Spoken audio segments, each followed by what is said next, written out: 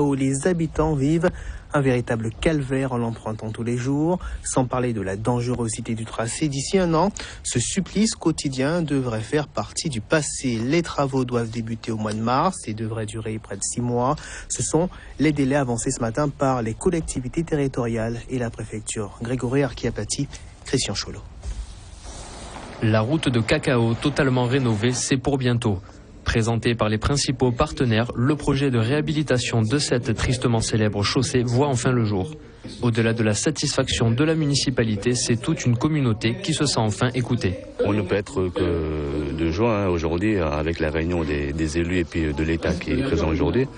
Bon, ceux qui veulent nous apporter, c'est une assurance, bien sûr, vu que ça fait 30 ans que nous sommes à Cacao et que c'est aujourd'hui que nous avons quand même un projet qui va être concrétisé avec l'aide de l'État, donc ça ne peut que porter que du bonheur pour le village de Cacao. Que ce soit pour les administrés de Roura et du bourg de Cacao ou bien même les touristes qui devaient passer une demi-heure sur cette route, aujourd'hui ils passeront, aujourd'hui à la fin des travaux, ils passeront moitié maintenant sur cette route qui est surtout devenue aujourd'hui dangereuse.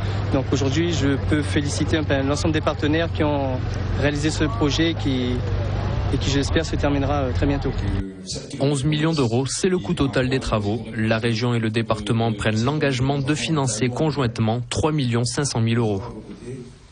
Le conseil régional aura un rôle de cofinanceur pour la réhabilitation de cette route de Cacao qui est une nécessité vitale et prioritaire pour la population d'abord de Cacao, pour la population de Roura et pour le développement économique. La collectivité départementale a décidé de faire la même opération que nous avions faite sur la Carapa, c'est-à-dire que nous avons fait le point avec les différents partenaires que sont la région, l'État à travers le Fonds exceptionnel d'investissement et la municipalité elle-même sur la nécessité pour nous d'aller vers des travaux qui commencent le plus rapidement possible. L'État, pour sa part, verse la somme de 7 500 000 euros dans le cadre du plan de relance mis en place par le gouvernement. Le fait que nous soyons dans une situation économique difficile a fait en sorte que le gouvernement mette en place un plan de relance et qui sert aujourd'hui ici à Cacao. Les travaux doivent commencer le plus rapidement possible, mais pas avant mars 2010 du fait des réglementations et des délais à respecter.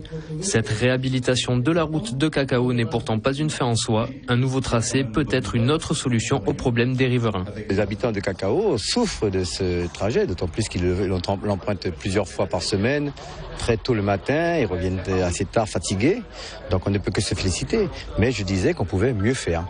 On pourrait mieux faire en faisant le nouveau tracé. Malheureusement, comme ils ont expliqué, il vient d'arriver, la nouvelle équipe de la mairie vient d'arriver et ils ne pouvaient plus se permettre de faire des études qui dureraient 3 ans.